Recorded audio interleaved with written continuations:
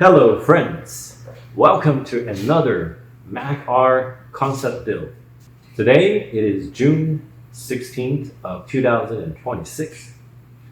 I am happy to announce that I'm ready to actually start framing up and put the parts together. So in previous videos I mentioned that the printing part started January of this year. It's been about half a year. I have now enough information to move forward to the next step, which is building the frame or the skeleton behind it.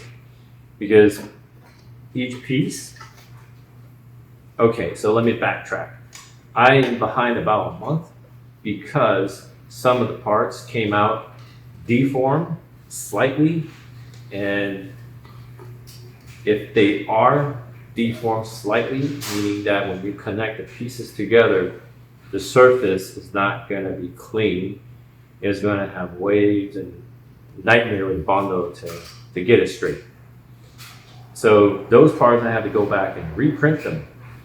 And that means I have to reorientate the part. I can't just hit reprint.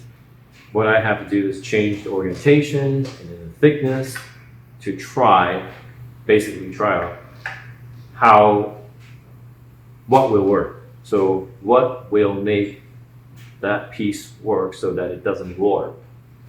And that's another reason why I'm falling a month behind.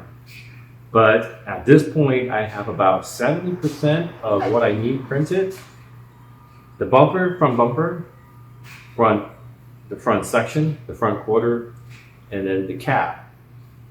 I need this information because without it, I can't visualize or I can't put any data together for the frame or the skeleton. As you see now, because every part has a different thickness, I can't assume that, okay, when I put my supports, they are consistent. And without having to complete the data in the print to a certain degree, I just can't move forward with that. And today, I am ready. As of tomorrow, I'm going to start building the frame and I'm going to assemble the front bumper and from the front to the back. The midsection or the cab section, that's going to be framed with square tubing metal because when I have to maneuver it around, it would be lighter than 2x4s. But the front section from the bumper to the cab firewall is going to be framed up in wood. I need them to be 3 sections where I can maneuver around the garage. So many of my pieces right now still look like this. I haven't gone and take off, the supports, and I think that's gonna be not a very pleasure, not a pleasure to do. But we are going to continue. But in this video, I'm gonna have to pull some dimensions out in order for me to frame up the skeleton for the front bumper. And let's start on that work tomorrow. So it is time to get dirty. All right, now let's get to work. So this is the front bumper.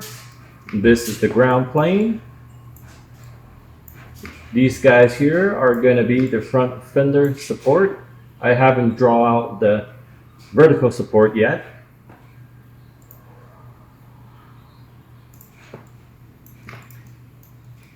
So what I'm going to need is the dimension for that frame from one end to the other. And of course, this vertical beam, what's the length? I'm going to cut it.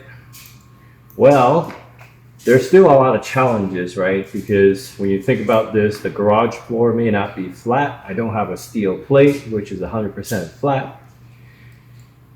And when I nail, hammer, whatever, assemble the frame together, there's still tolerance, like, is it going to be perfectly 90, or there could be some defects or in wood.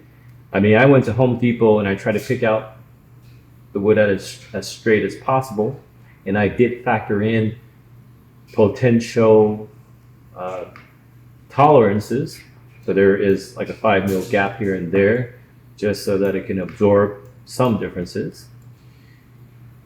I guess this is my first time doing it. I won't know till I get into it, and hopefully if there's a problem, I'll find a solution.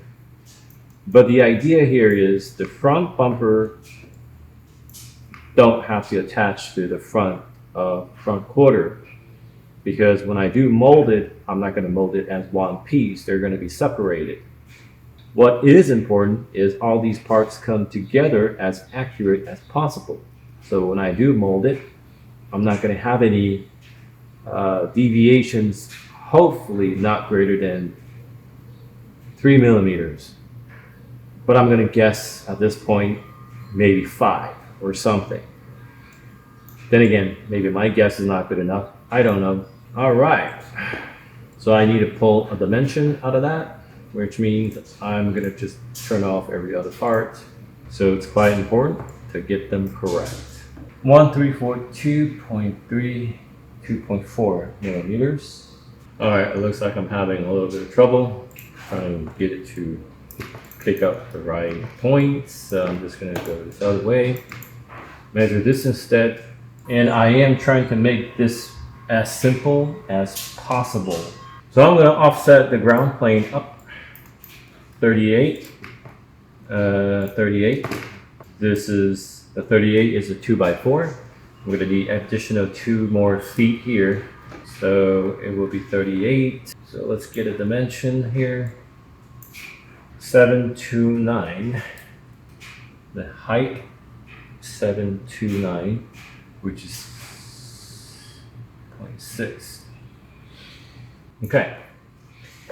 We're going to get started tomorrow and look forward to it.